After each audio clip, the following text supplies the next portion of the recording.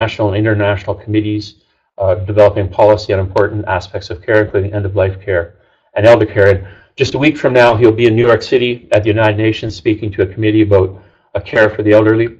So we thought we'd bring him and try and polish him up and get him ready for an important speech.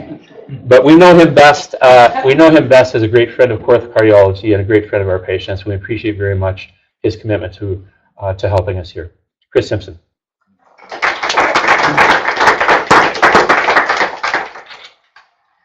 Well, thanks, Bill, and thanks everyone for being here.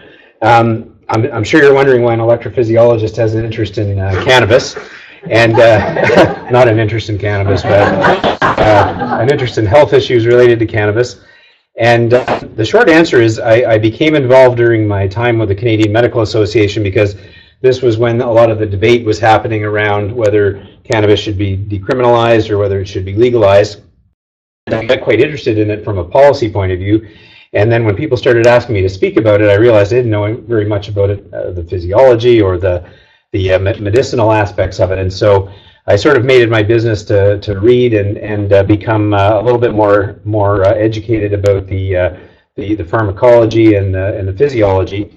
And while I will never pretend to be an expert in this, I've sort of assembled a series of opinions and thoughts about cannabis that sort of span from the public health aspects of cannabis use to the public policy aspects, but also the physiology, and in particular the cardiovascular physiology, which I think is really quite interesting. And I put together this presentation that will span all of those spheres, and I hope it hangs together fairly nicely and is at least a little bit interesting. So remember, I'm not an expert, but happy to learn from those of you who perhaps have some expertise in the use of cannabis for medicinal purposes, or whether you have any particular views about legalization. So I want to be very clear about my disclosures. I do have an academic role at Queen's, and I still have an active role with the Canadian Medical Association on the policy side. But I really have no financial links with any cannabis companies or any pharmaceutical companies for that matter. And so in that sense of the word, I have no conflicts of interest.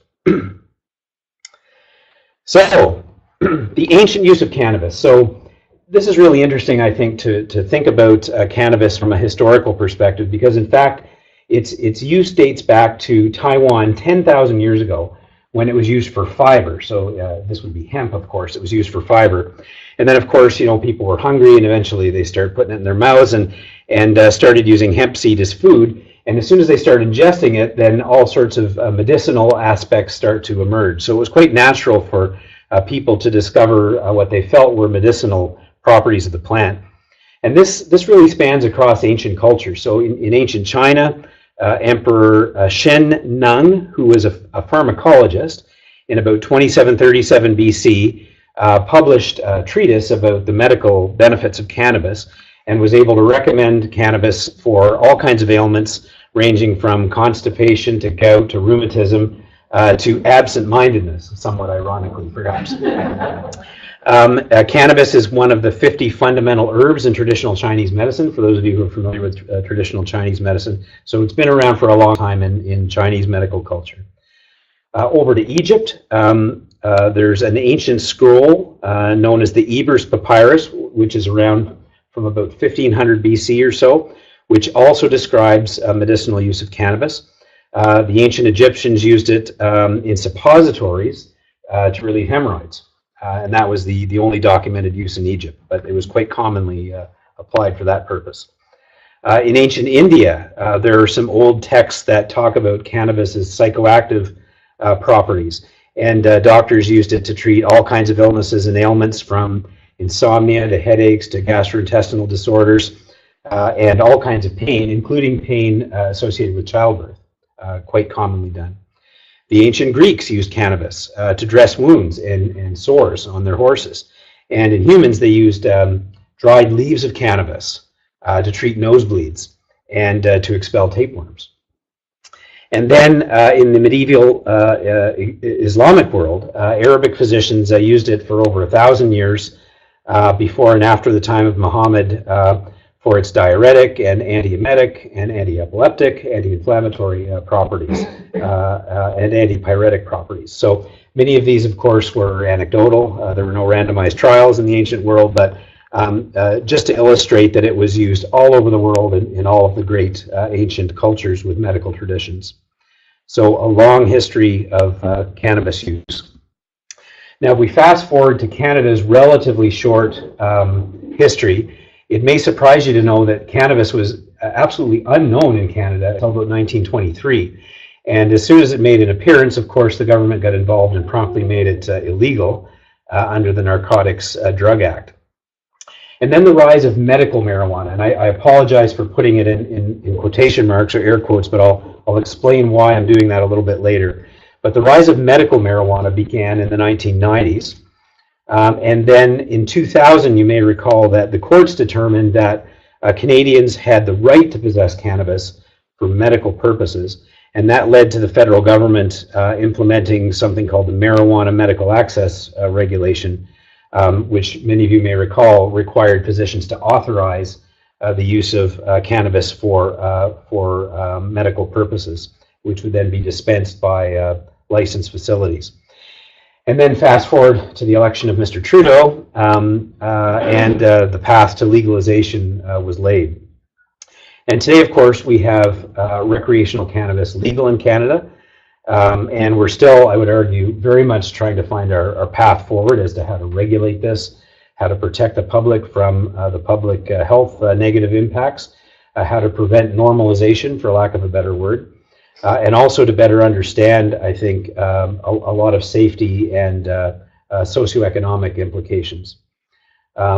And then really, I think very importantly, something that's never really been explored is what is medical marijuana now if recreational marijuana is readily available? So do we need to have medical marijuana anymore? Do we need doctors to be involved in the prescription or the authorization of marijuana anymore if patients can get their own supply for whatever indication they feel is necessary, medicine, medical or not?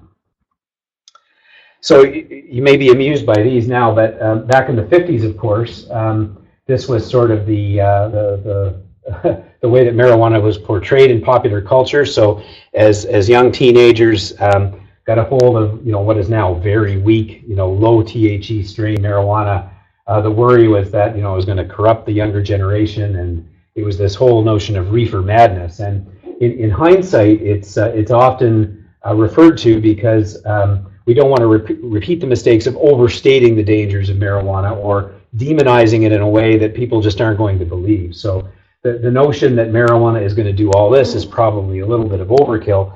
But by the same token, we arguably are seeing the pendulum going a little bit the other way. And how do we sort of put the view of marijuana through a public safety lens that's evidence-based and makes sense? So let's back up then a little bit and talk about this phenomenon of medical marijuana. If you think about all of the new drugs that have come to market over the years, over the past 70 years, these drugs for the most part were isolated molecules. They've been studied for safety and efficacy. So when you take a statin, for example, you can be assured that the drug has been extensively studied and evaluated, and there are post-market evaluation mechanisms to pick up on signals of rare and unusual side effects. And so over time, I think it's safe to say that our regulatory mechanism gives us some degree of confidence that drugs are not only safe, but they're efficacious, and we believe the data that are there. Marketing of drugs aside, we prescribe drugs because we believe that the evidence is there and that the regulatory bodies have done their job. But cannabis, of course, is not a single molecule. It's not a drug. It's a plant. And the plant has over 400 chemicals or drugs in it, 70 of which are cannabinoids. And the most well-known cannabinoid, of course, is THC. That's the drug that gives you the high. And then there's the CBD is the other major component, which is the molecule that has shown some promise for the treatment of some medical conditions like pediatric epilepsy, for example. So if we apply the same lens and scrutiny to this as we do to new drugs, the truth is simply this. there is only low quality evidence to support cannabis as a therapeutic agent in a very limited list of conditions. And this evidence is very preliminary. It would not come close to standing the test that we would apply to any other commercially available pharmaceutical agent that we might want to bring to the market. So I think it's important to understand the way that we have applied cannabis medically in the context or in contrast to the way that we accept the acceptance of other commonly used drugs. Now, if we go forward to the political aspect of things, this is a map showing by federal riding how members of parliament voted on on legalization of cannabis. So the green means that the MP from that riding voted in favor of legalization. Red means they voted against. Black means that the seat was vacant, and gray means that the MP didn't show up for the vote. So you can kind of see, if you're familiar with Canadian politics, you've kind of got this rural Saskatchewan, Alberta, no kind of sense of things, and a little bit in Quebec and conservative Southern Ontario, and then a lot of green in Atlantic Canada, where I'm from, not too surprising, and Quebec and Ontario and BC. So this is only to illustrate that in a world that really should be evidence-based, you can see how political and politicized and polarized the issue has become along party lines.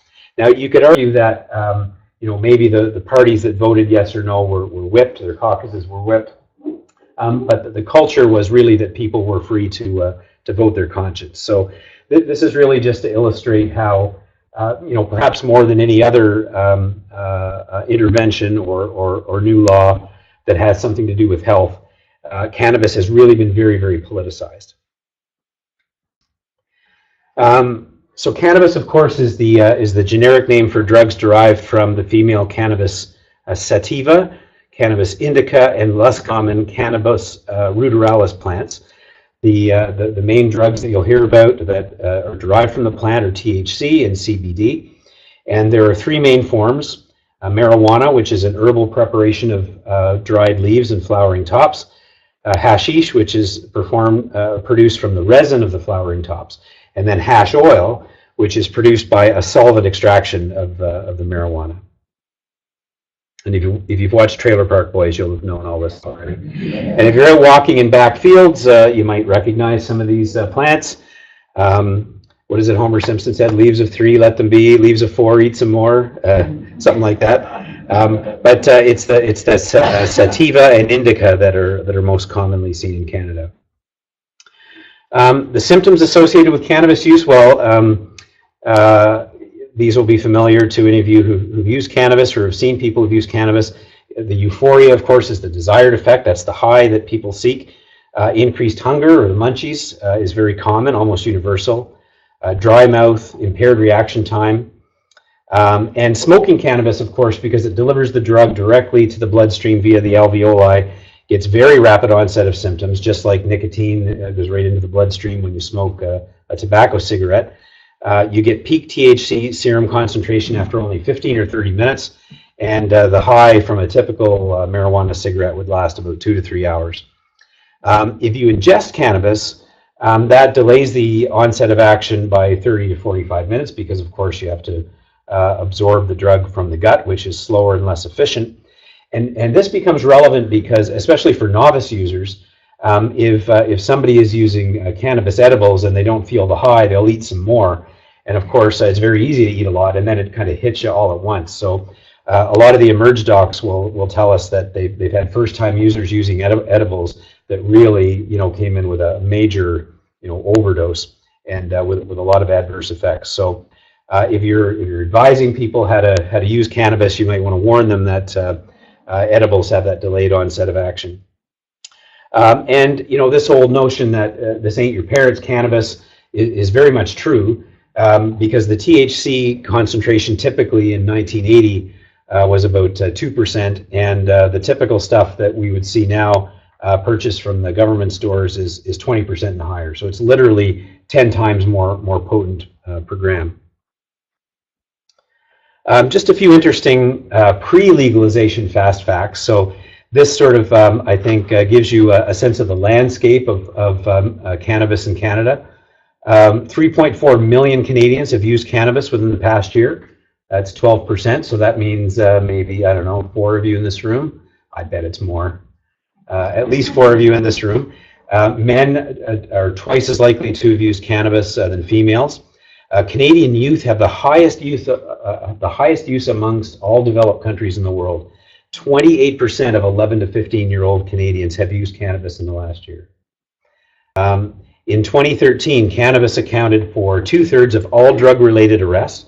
Again, this was pre-legalization, and 80% of those were just for simple possession. 60,000 Canadians were arrested annually for marijuana possession, and the annual cost of enforcement in Canada was $1.2 billion. So for those who are in favor of legalization, this was one of the facts that was trotted out in favor of legalization, was that, you know, right off the bat we can save $1.2 billion just for not busting people for simple possession.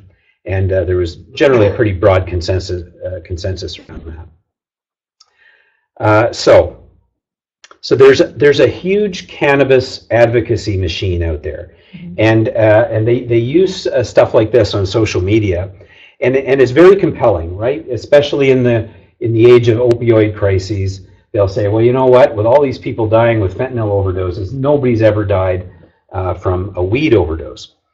They'll reference this. They'll reference the fact that it's been used by ancient cultures. It's been around forever. It's natural. It's just a plant. We have lots and lots of historical experience with the public using marijuana. So it's a very clever marketing strategy. As I say, the comparison to opioids makes it somewhat compelling. And in fact, it's probably true that no one has ever died from an acute cannabis overdose.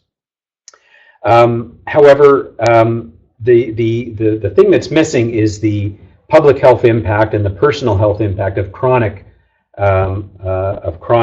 cannabis use. You know, nobody's died from smoking a tobacco cigarette. Well, very few have died from smoking a tobacco cigarette either. But the cumulative health impact of tobacco use has been tremendous.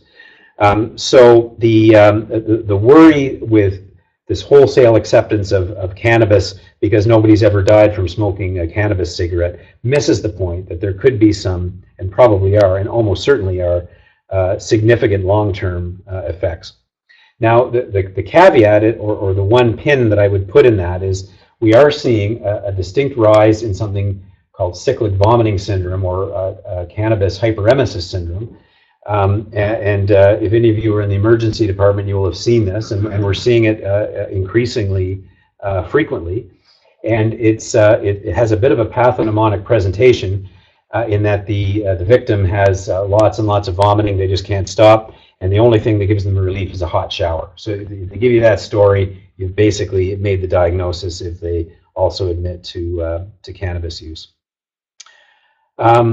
So the public health impacts, I think, and I'm going to talk a little bit more about that, is really, I think, where we want to focus, and not get too distracted by the fact that lots and lots of Canadians have gotten away with smoking a toke or two. Now, there are really, I will argue, 3 different conversations that we can have about cannabis. One is the potential medicinal benefits. Now, these are almost certainly overstated. If you go onto your Facebook feed or your Twitter feed, or talk to your neighbors and friends, you'll hear that cannabis cured their cancer, or it made their pain go away, or it was the only thing that worked for this or that or the other thing. Lots and lots of anecdotal testimonials that will be trotted out. There is no evidence that cannabis can cure cancer. There's no reason to believe that it might, despite everything you see on social media. The evidence for benefit for some conditions is limited indeed, and but there is likely a place for it in a very limited number of conditions. So that's one conversation, the potential medicinal use of marijuana. The second conversation is around the public health aspects of cannabis.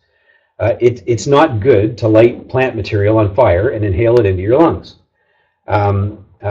There's very good evidence that cannabis in youth can impair cognitive development and unmask latent psychotic disorders. There's good evidence for this. We know that this is the case. So there's the public health aspect of cannabis. And then finally, following from the public health aspect, there's the whole question of decriminalization versus legalization. How can we constrain and regulate a drug used recreationally by millions of Canadians? And as you know, Canada's chosen the legalization route. Some US states have chosen the decriminalization route. But this, I would argue, is another question. So my point of all this is that for people who say I'm pro-cannabis or anti-cannabis, well, which question are you talking about? Are you talking about the medicinal use? Are you talking about you're worried about the public health impact? Or are you talking about whether we should legalize or decriminalize or keep it criminalized? These are all very different questions. So if I can just go back to my time then with when I was CMA president, the federal government approached us along with the Royal College and the Canadian College of Family Physicians to engage in a public relations campaign related to the public health risks posed by cannabis. So we signed on. This was the previous Harper government, and we said, yes, we'll be partners with you so that we can alert the public about the potential dangers of cannabis without getting into the reefer madness kind of history. So then what happened next was this. So the government started running these ads, and this was an ad in Julian Fantino's campaign because they were ramping up to the 2015 election. And you can see what they've done here. They've deliberately mixed together the very different questions around cannabis, and they were prepared to use the physician community in this very partisan way. So this ad clearly has nothing to do with the public health impact of cannabis. This was, a very politicized issue, our position was that we didn't want this to be political. We didn't want to endorse any political party. We wanted to talk about health, and suddenly they were about to attach the CMA and the Royal College and College of Family Physician logo to these ads. And so you can imagine that didn't sit too well. So we pulled out. And it created a huge stink, and the government went ballistic and accused us of bad faith. And they trotted out David Asper to say that it was us, not the government, that was politicizing the marijuana debate, and had very nasty things to say about me personally. And you know who David Asper is, right? He's the owner of the National Post. He's the son of Izzy Asper, who is the founder of the Human Rights Museum in Winnipeg, and one of the big media moguls in the country. And so we went back and forth with this stuff in the papers, and this went on for 2 or 3 months, and sort of blew up into a big election issue. So that was my 4 seconds in the sun. And then, of course, the election was had, and we stayed out of it, and the Liberals won. And you may remember it was a bit of a surprise win. They came from 3rd place, and they won. And Trudeau had promised to legalize marijuana. And they had not consulted with physician groups at all, but they did strike this committee of some pretty sensible people, and chaired by Anne McClellan. And they produced a pretty reasonable document called A Framework for the Legalization and Regulation of Cannabis in Canada. And this was an evidence-based policy, evidence-based science sort of document that laid out a reasonable path for legalization that had the protection of the health of Canadians in mind. So let me switch from the political a bit into the science. And I want to focus a little bit on the cardiovascular system, since I'm a cardiologist, and because I think that some of the cardiovascular effects are really illustrative of the huge complexity of the endocannabinoid system and the effect on the human body at the cellular level. And so here's a list of some of the things that cannabis has been associated with. everything from myocarditis and stroke and coronary thrombosis and acute heart failure, arrhythmias, orthostatic hypotension, Takotsubo cardiomyopathy, or broken heart syndrome. So lots and lots of anecdotal temporal associations with marijuana use. Clearly, there's no randomized trials here, but it creates a lot of interesting kind of questions, you know, about what would be the mechanism for some of these things. And so it's instructive to sort of work backwards and say, well, how could it be that some of these drugs could do this? So let's get a little bit sciencey for a minute. The human body has tons of specific receptors that can react to cannabinoids, but there's a differential distribution of where these receptors are in the body. So major organ systems like the brain and the heart and the liver and vascular smooth muscle cells have CB1 receptors, and then the CB2 receptors are present largely in the immune cells. And both receptor types are present in atherosclerotic plaques, like macrophages and vascular smooth muscle cells. So lots of these receptors in the endothelium, which is where coronary disease lives and where acute coronary syndromes are born. Cannabinoids modulate the immune system. They alter lipid metabolism. They can affect endothelial cells directly. They can affect vascular smooth muscle cells directly. In other words, they are everywhere where atherosclerosis is generated. And so it's very likely that they play some role in some of these pathogenic processes. Turns out, and they've learned this from developing synthetic cannabinoids, which are specific for these receptors, and studied them. Turns out that the CB1 receptor activation is pro-atherogenic, and CB2 receptor activation is anti-atherogenic.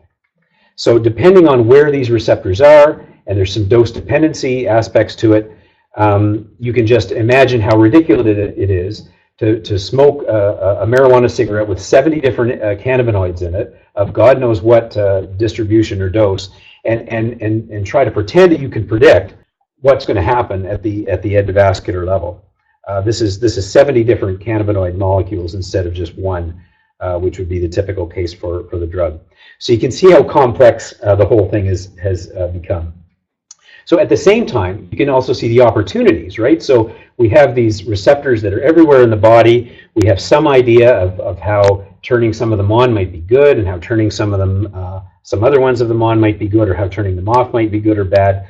And there's a lot of opportunity. If we can understand how some of these molecules work, we might actually be able to harness some of these drugs for good. So here's a little bit more science. Atherogenesis, of course, is a complex process. It involves the endothelium. It involves inflammation. It involves vasoconstriction and dilation and platelet activation. And CB1 receptor activation is generally a bad thing, whereas, again, CB2 receptor activation is generally a good thing. What about the hemodynamic effects? So get away from the cells, just think about the hemodynamic effects.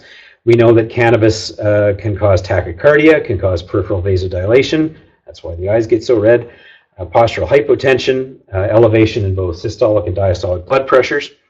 And the tachycardia is believed to be a direct result of sympathetic stimulation.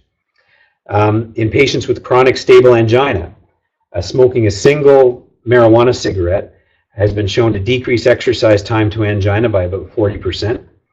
And it's postulated that marijuana-induced sympathetic stimulation increases myocardial oxygen demand.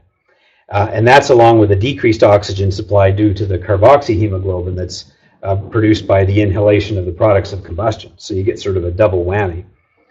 And it's now well known that there's an increase in MI in susceptible people about 1 hour after smoking a joint. And it was a small study, but it was a really good one. And this is a figure from that study. And basically, they showed that you're about 4.8 times more likely to have a STEMI within 1 hour of smoking a joint. So that's about a similar impact to snow shoveling. So, you know, the typical story is the person with the asymptomatic 90% lesion, they go out and shovel snow, they rupture their plaque and have an MI. It's about the same relative increase in risk smoking a joint if you have a 90% lesion. So shovel snow and while smoking a joint, and you got 9.6% increased risk. And then it turns out it's not just about the endothelium and about the hemodynamics, but cannabis actually encourages the activation of platelets. And you know from reading Bill's letters and my letters how important we feel about antiplatelets in people who just had disruption of their endothelium. So cannabis activating platelets is a bad thing. It both encourages more platelet production by megakaryocytes, and it also contributes directly to platelet activation. So cannabis is a powerful pro-platelet agent. Arrhythmias in cannabis, this is my particular area of interest. It's actually very complicated. The impact on the sinus node is commonly observed after a joint. You get tachycardia from the sympathetic stimulation. Tolerance, once it's achieved, you get a paradoxical effect. So people will actually get sinus bradycardia. So the first time cannabis user is kind of wound up, and of course the chronic cannabis users are really laid back and bradycardic.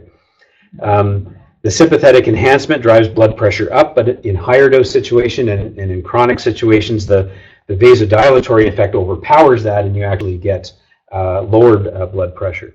So it's very dose dependent, it's very experience dependent.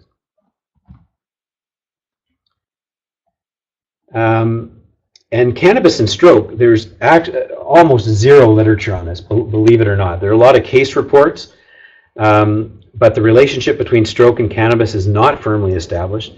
There's been lots and lots of temporal link, anecdotal experiences where people have had marijuana and then have had a stroke for no other apparent cause. But clearly, if you can envision all of the things that it did in the coronaries, if it does the same thing in the carotids, or if its platelet activation properties creates intraatrial or cardiac thrombi, all of these things conceivably could lead to stroke. More than one case report of Takotsubo cardiomyopathy. So this is the so-called broken heart syndrome, where patients get sudden heart failure, and it's characterized by just the basal segments of the ventricle moving, and the apex basically is blown out. And this is associated with sudden emotional trauma, but it's also been seen more than once after marijuana ingestion in the absence of any kind of emotional trauma.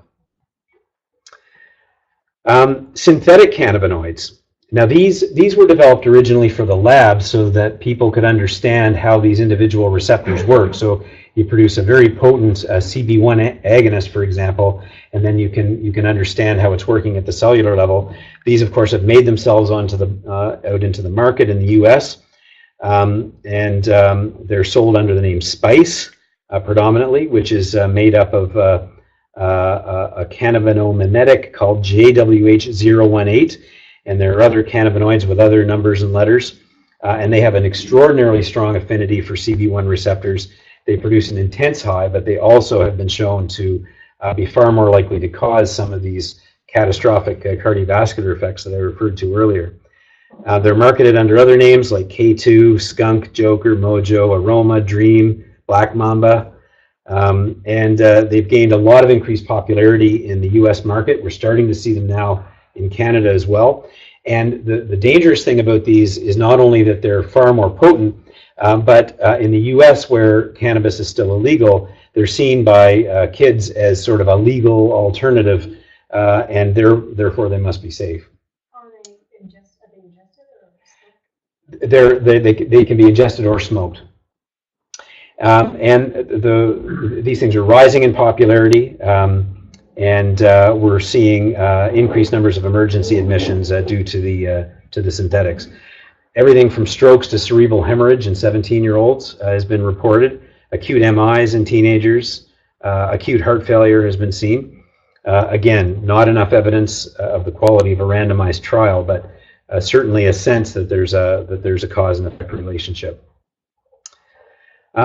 So the potential for benefit. Now, I think the medical community largely has really poo-pooed this, but it's important to consider that there may be some reason to believe that there could be benefit, and there is some limited evidence that there may be some benefit in some particular circumstances. Now, most of this work has been done in the cardiovascular field, looking at the impact on risk factors for atherosclerotic disease, with a suggestion that some of these risk factors might be modulated with cannabidiol. There was one small double-blinded placebo-controlled study carried out in the UK looking at the effects of cannabidiol delivered through an inhaler on cigarette consumption among smokers who wanted to quit smoking, and they found a 40% smoking reduction in the treatment group compared to placebo. A small study, far from conclusive, but raises some very interesting possibilities for more study. And there have been a number of epidemiologic studies that have shown lower prevalence of obesity in cannabis smokers, lower incidence of diabetes amongst marijuana users compared to those who've never used marijuana, suggesting there might be a relationship between cannabinoids and some of these metabolic processes, which are very complicated, as you know, which can lead to obesity and diabetes and metabolic syndrome and so on. A large study of about 4,700 adult Americans from the National Health and Nutrition Examination Survey showed that marijuana use was associated with lower levels of fasting insulin, as well as smaller waist circumference compared to those who had never smoked marijuana. And interestingly, a recently published study on mice that tested 3 regimens of THC administration after they ligated their LAD suggested that if they pre-treated with ultra-low doses of THC, that there was a significant reduction in infarct size for the same degree of ischemia created. So, more questions raised than answered, but I think the notion that marijuana can cure all ills is clearly wrong, but similarly, the notion that marijuana has no medicinal benefit is probably not true. There's every reason to believe that there may be an application, but it's way too premature for us to be I would submit, recommending this in the absence of evidence. And I'm sorry for this slide. It's not intended to be read, but this I showed it like this because this is literally the sum total of the evidence for medical use of cannabis from credible reviewers. And it does show a potential impact on lipids, on glucose, on obesity, on MI, stroke, and overall mortality, but all very speculative, and certainly no conclusions can be drawn. So I'll finish up with some information from the public health realm that I hope will be of some interest. Motor vehicle crashes. Acute cannabis consumption is associated with increased car accidents. That's well shown in many different jurisdictions around the world. In jurisdictions where it's illegal, cannabis is the most common illicit drug reported in MVAs, and it's the second most commonly detected substance amongst Canadian drivers who've had an accident after alcohol. There's clear evidence that cannabis, like alcohol, can inhibit psychomotor skills required for safe driving. It can slow drivers' reaction times. In Colorado, of course, which legalized both medicinal and recreational marijuana, they recorded a 32% increase in cannabis-related traffic fatalities the year after legalizing recreational cannabis, and 4 years later, their MVA rate had gone up by 92%. So pretty indisputable proof that, that cannabis, in the absence of good law enforcement around impaired driving, has led to serious increase in motor vehicle accidents. Mental health, you've all heard about this. Regular cannabis users, statistically, are more likely to use other illicit drugs as well as tobacco and alcohol, further increasing harms to health. And studies have found that the harmful effects of smoking cannabis and tobacco appear to be additive. Youth are more likely to suffer negative mental health outcomes from cannabis use. People with mental illnesses are 7 times more likely to use cannabis weekly, and 10 times more likely to have a cannabis use disorder. And very importantly, and this is something we advocated hard with the government and we lost, use of cannabis under the age of 25 is definitely linked to increase in psychotic illness. And we lobbied hard for the legal age not to be 19, but to be something higher because of this very compelling evidence. But that was, they didn't go with our recommendations. So it is likely that the psychotic presentations in young people is in people who have an underlying predisposition, but nevertheless, under the age of 25 is really not, it's not a good idea to be smoking cannabis. There's also very good evidence that it impairs cognitive development. Measurable cognitive decreases as measured by, IQ and other testing has shown that cognitive development is impaired in chronic users under the age of 25. Strong evidence exists that cannabis and tobacco smoke are equally carcinogenic. They both contain bronchial irritants. They both contain tumor promoters. They both have negative respiratory outcomes that appear in patients. And in fact, in chronic cannabis users, the COPD type symptoms appear sooner than they do in chronic tobacco users.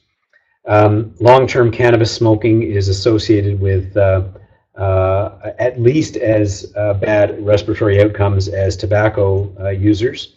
And it's been difficult to study, of course, because cannabis has been illegal and because so many people use both.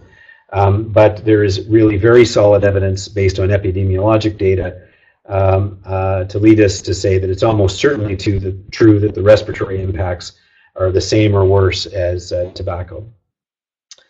And this leads us to recall the time when doctors, of course, recommended Camels more than any other cigarette, and even the dentists were in on it. They were recommending cigarettes, and it makes me wonder whether, as physicians who are recommending cannabis now, are we going to look back in 30 years and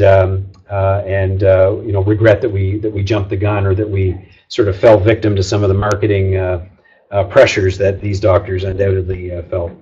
You remember the show Mad Men, where they were marketing Lucky Strike cigarettes, and it's toasted. All these euphemisms to sort of glamorize smoking, and this is what we're seeing happening in the marijuana industry now, and they're co-opting a lot of physicians in the cause. Sales locations. Now, this is really interesting for those of you interested in social determinants of health and equity issues. Surveillance in Colorado has shown a dramatic rise in the number of cannabis dispensaries after legalization. And in Colorado now there are more marijuana dispensaries than pharmacies. And a similar proliferation, I think, would be expected here in the absence of good regulatory oversight.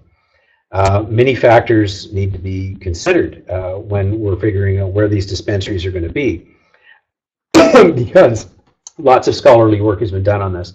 We know, for example, there's an association between dispensary density and hospitalizations. So one study, for example, showed a 6.8% increase in hospitalizations for cannabis abuse with each additional dispensary per square mile. From an equity perspective, it's clear that dispensary location really matters a lot, because when you put these things in low socioeconomic neighborhoods where more vulnerable people live, the negative health impacts are multiplied many times over, versus if you put it in a higher socioeconomic neighborhood. So the evidence suggests that the placement and density of these dispensaries can influence risky use patterns and potentially threaten marginalized populations the most. Another consideration is the co-location of cannabis stores with where tobacco is sold and where alcohol is sold. And again, very good evidence that if you put them all together, the negative health impacts are multiplied many times over. So Ontario, I think, has paid heed to a lot of this, and you've noticed, I'm sure, that the rollout of new stores has been very, very slow. We have one in Kingston. I don't think there's one here in Peterborough yet. The unintended exposure issue. Now, this is really quite interesting, and you can see from some of these clever packaging that there's really not even an attempt to distinguish edibles from candy or from cookies or Pop-Tarts. We know that the unintended exposure of children, especially kids under the age of 6, is a highly likely outcome of recreational legalization. We know in other legal jurisdictions like Colorado that the edible forms of cannabis account for about 20% of use. And this proportion tends to increase after recreational use is legalized. And it's these edible forms that pose the greatest risk to children who mistake them for regular food products. And ingestion accounts for 75% of accidental marijuana exposure for children. Surveillance of poison control centers and hospital admissions in Colorado have established this relationship very clearly. Cannabis-related exposure in children 0 to 5 years of age increased 138% following legalization in Colorado. And cannabis-related hospital admissions for children increased threefold after legalization. And poison control centers mentioning marijuana have increased steadily by 0.8% per month, and that hasn't stopped. And in Colorado, the median age of cannabis poison control cases was 2 years. So these are two-year-olds. Another concern regarding the legalization of recreational cannabis is the potential for introduction of hazardous fertilizers and pesticides and molds and bacteria that could be present during the cultivation process. Many of you may remember in 2016, the Globe and Mail did an investigation of 9 medical cannabis authorized centers in Toronto, took the samples and had them retested at a federally certified laboratory, and found that fully a third of them did not pass Health Canada guidelines for licensed medical growers and retailers. They found lots of harmful contaminants ranging from pesticides to molds and bacteria, including Citrobacter frundi, which is a pathogenic agent which can lead to serious infection. So we would never tolerate 1/3 of our food supply being below standard, but nobody seems to be very concerned about the safety of the supply. Marketing and advertising. So regulations including limitations on outdoor signage and prohibition of any kind of promotional activity is really a big part of how we get tobacco use down from 40% to 17% in Canada. But when it comes to marijuana, it's totally in the Wild West right now. The Trailer Park Boys bought, and Snoop Dogg has bought and advertised and lent their brand to different companies. Lots of celebrity endorsements, unsupported claims about health benefits, colorful packaging. These are all things we've seen before with tobacco. We've seen this before, and we're doing it again with cannabis. Places of consumption. Combustion in Canada remains the most popular form of cannabis use. It has public health implications not just for secondhand smoke and the individual health consequences there might be for that, but accidental intoxication creates all kinds of interesting legal questions. What happens if you're walking through a crowd, you get secondhand tobacco or secondhand cannabis smoke, you get in your car and you drive and you crash and you kill somebody? So who is liable for that? So lots of really interesting questions around how we're going to manage and regulate the public use of combusted marijuana. Taxation and pricing. In Colorado and Washington State have given us a lot of good lessons around how to approach taxation and pricing. Clearly, we want to make sure that we price it so that it's a disincentive for young people, but not so high that it encourages the black market, because obviously we don't want the black market to overtake. But getting the right balance is absolute key. In Ontario, the current tax rates for tobacco products are 15.4 cents per gram of tobacco, and they're still trying to figure out exactly what the right taxation point is going to be. I don't have any confidence at all that the government is going to set the tax rate at the rate that's best for public health. I think they're going to set the tax rate at the rate that's best for their coffers. And it's important, I think, that we use taxation as a public health tool, not just as a revenue generator.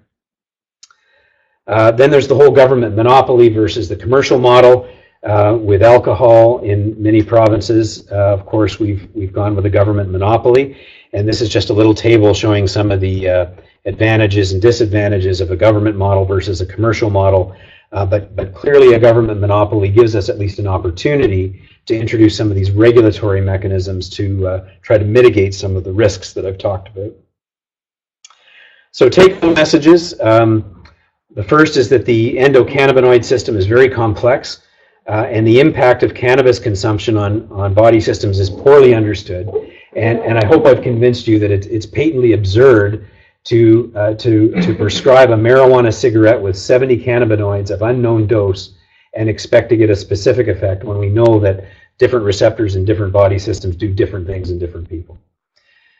Secondly, there's limited and generally poor quality evidence that medical marijuana may provide benefit in a limited list of conditions, but they do exist, and it's important not to outright dismiss the potential for cannabis as a therapeutic agent. And then finally, the legalization of recreational marijuana, while potentially advantageous from an economic and law enforcement perspective, I would argue poses significant public health risks, which can be mitigated. We do have the know-how to mitigate these risks, and this has to be job one for governments in the new era of legalized cannabis. It may be useful for you to go to the web, and there are a number of organizations, including CAMH and the CMA and the Canadian Nurses Association and other organizations. The Council of the Chief Officers of Medical Officers of Health have put together this little handy-dandy guide, 10 ways to reduce your health risk when using cannabis. So if you adopt a harm reduction strategy with your patients, you can offer these tips, and I'll just summarize them. The first is, the only way to completely avoid these risks is to choose not to use cannabis. You'll lower your risk of cannabis-related health problems if you choose starting cannabis later in life. So persuading people to delay the onset of use is probably a very valuable thing. If you choose low-strength products, such as those with lower THC content or a higher ratio of CBD to THC, to which people will say, well, why would I do that? It's the THC that gives me the high. Don't use synthetic cannabis products. They're highly potent, and they have been associated with catastrophic medical outcomes. Smoking cannabis is the most harmful way of using it because it directly affects your lungs. So if you choose to smoke cannabis, avoid inhaling deeply or holding your breath. Sounds like the Bill Clinton advice. Try to limit your use as much as possible.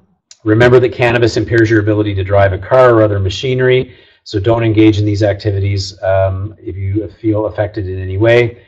Specifically, people with a personal or family history of psychosis or substance abuse problems and pregnant women should not use cannabis at all, and avoid combining any of these risky behaviors described above. So I'll stop there, and I think we may have time for a little short discussion, maybe. Questions for Dr. Simpson? Jennifer. So will the legalization in Ontario lead to better research and more clinical trials being done in this province? Yeah, so the question is, does the fact that there's been legalization now give us the opportunity to do more clinical trials and do the science properly? And I think the answer to that is yes. My biggest worry is that all of the research dollars being attributed to this are coming from the industry. So it sort of harkens back to the old days when the pharma companies were doing this in a very unregulated way, and then over time, very tight regulations have been put on the pharmaceutical industry, which guide how this can be done ethically and in a scientifically sound way.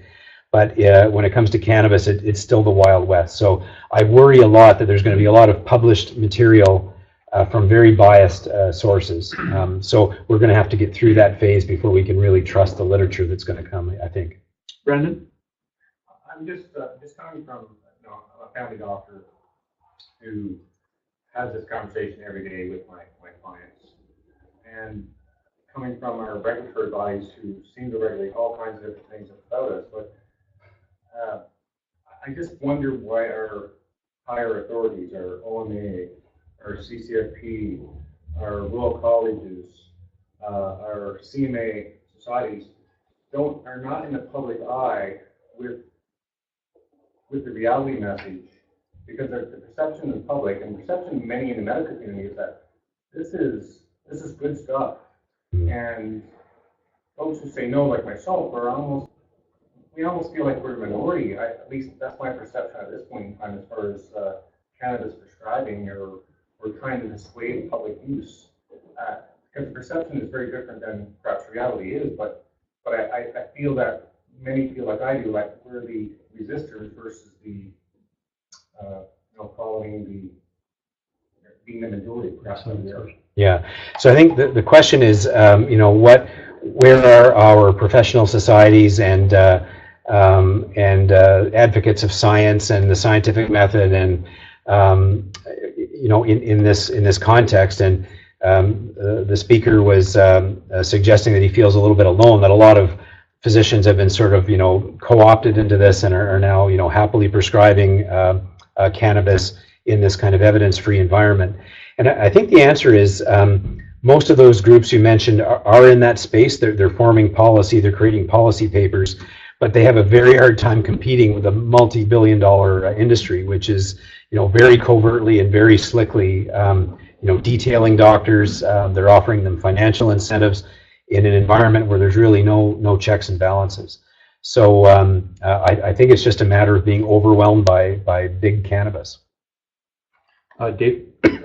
My question relates not so much to the 16-year-old who's smoking 6 or 8 joints a day, but the 70-year-old who, with known cardiovascular disease, who has acquired some CBD oil from Alderville, Right. and is taking a small amount, three drops, whatever that means, once or twice a day in a very controlled manner. Now, this is an impressive list of cardiovascular morbidities.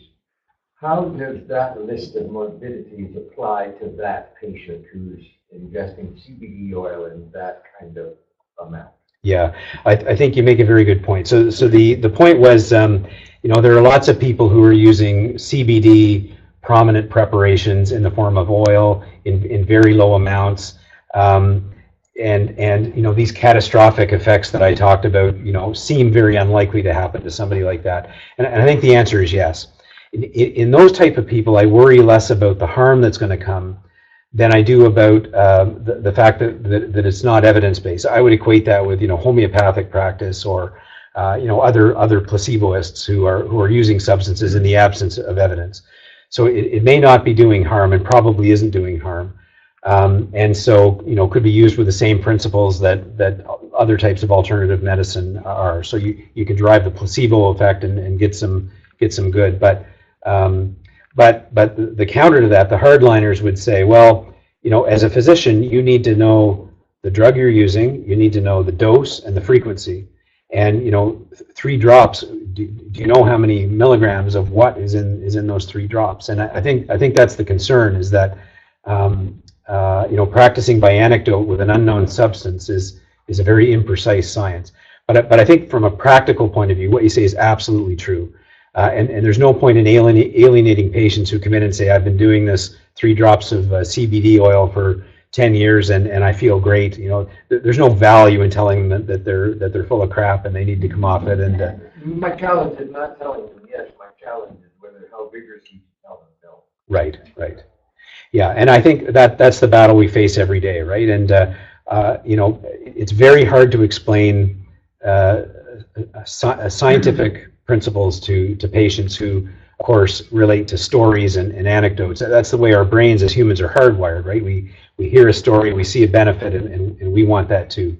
So I think the approach is the same as you would have with other alternative treatments or homeopathy or acupuncture or other things that have a dubious evidence base, but are commonly accepted by a lot of Canadians.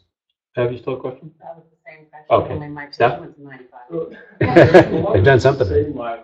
I just wondering your opinion on, because my population that is certainly asking me the most are like 75 plus women. Yeah. About chronic pain. And I've been told by them that there's these cute young athletic girls that come to their gym class and target them. They're like, hey, you need these pancakes, go talk to your doctor. I'm like, are you kidding me? Yeah, it's happening. So but with the harm reduction aspect, because I do know through these ladies who, the practice that took over, we're on a pile of opioids. I would love to see them off those opioids. And they come and say, hey, this Spectrum person has told me there's a capsule that has whatever 15 milligrams of CBD, and I don't know what to tell them. I'm like, no, is that safer than an opioid? And I don't think it's evidence, but I'd like to hear your opinion. Yeah, well, sorry, repeat the question again. So the question is, what do you do with a 75-year-old who maybe has used opioids, or for whom the next step is opioids, and they're offered a cannabis-based product from an attractive young sales representative who's targeting them in their places of work and recreation, and how do you say, well, no, you shouldn't use cannabis, go with the opioids.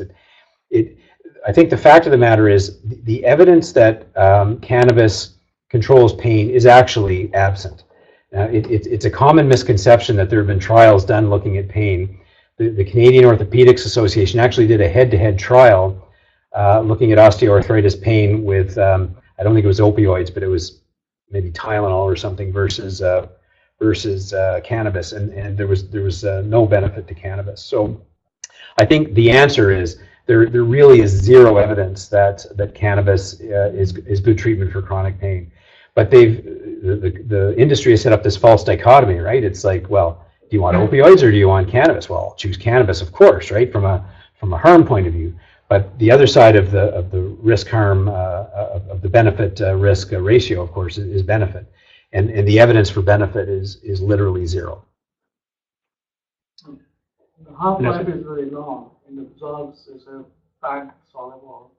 And if you keep adding the doses, like especially I've seen some patients, they are mentally sick and they can't tolerate the medication, or insomnia patient, depression, they're using it quite a bit on a regular basis, and they claim it's working better than the medication. Right. But if they're smoking on a regular basis, the level is tolerance is going higher and higher, and half-life gets more and more. So this is staying in the body way longer than they're really supposed to be. So it's not like a short-term use. No drug stays in the body more than 30 days, right? This is half-life is more than 30 days.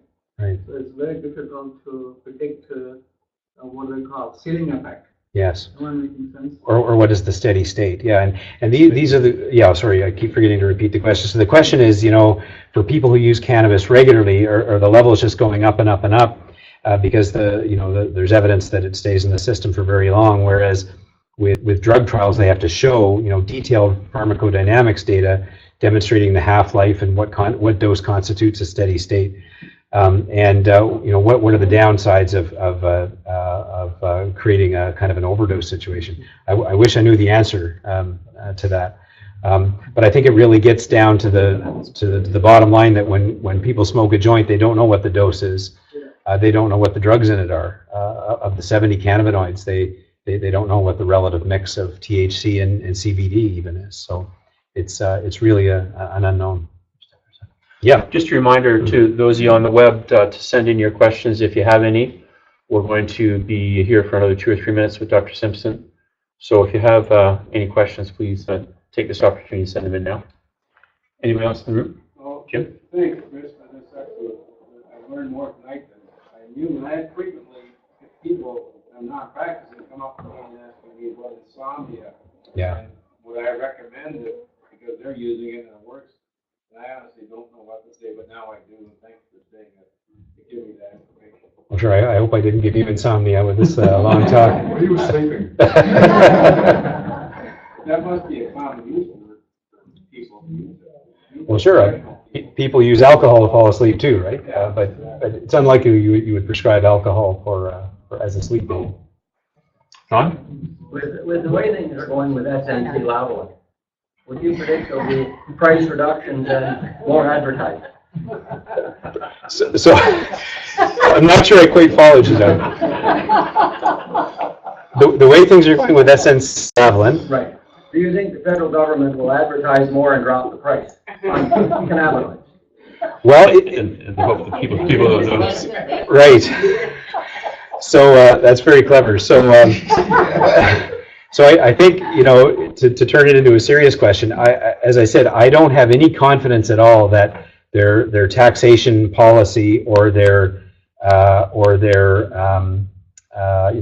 price setting has public health evidence in mind. I think that they're going to look to maximize profit and evidence or profit and dollars.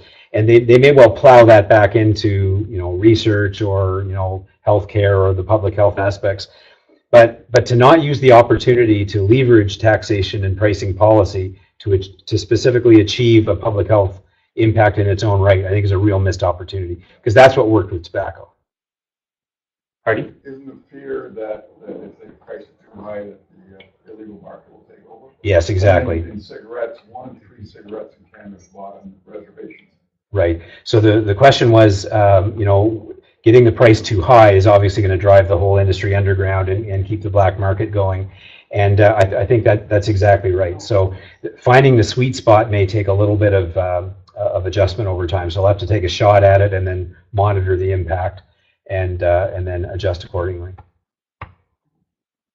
Okay. Chris, thank you so much. This has been a tremendous presentation. I think everybody has learned a whole lot tonight. We really appreciate it. Thank you. So we'll say goodnight to those of you on the web. In-house, stick around. We're about to have the presentation of the Peterborough Medical Brigade. Thank you.